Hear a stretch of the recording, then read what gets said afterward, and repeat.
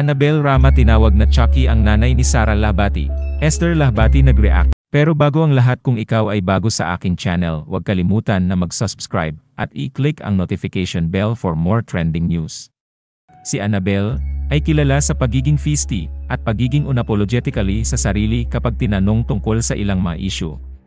Kamakailan lang, binatikos ng Gutierrez matriarch ang peking pahayag tungkol sa aktres na si Barbie Imperial, na inililink ngayon sa kanyang anak na aktor na si Richard Gutierrez, na link din si Sara sa isang lalaki na nakitang kasama niya sa isang restaurant.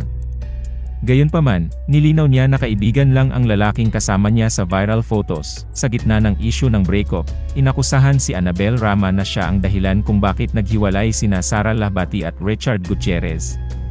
Nakadagdag din dito ang kanyang mga nakakaintriga na mga post sa social media. Kamakailan lang, isang peking pahayag ang lumabas online at ito ay iniugnay kay Annabel, at siya ay boto kay Barbie doll. Pagkatapos nito, nagbahagi si Annabel Rama ng post sa kanyang Facebook page na pabor siya sa Barbie doll na para sa netizens ay si Barbie Imperial ang tinutukoy.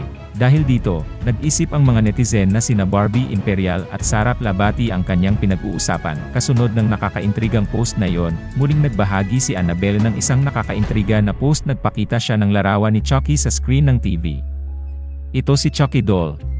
Isinulat niya sa caption ng kanyang post. Ibinahagi ito sa isang sikat na showbiz site at sinabi ng netizens na clue daw kung sino ang kanyang tinutukoy. Isang netizen ang nagkomento na inaatake niya ang kanyang kapwa Madir.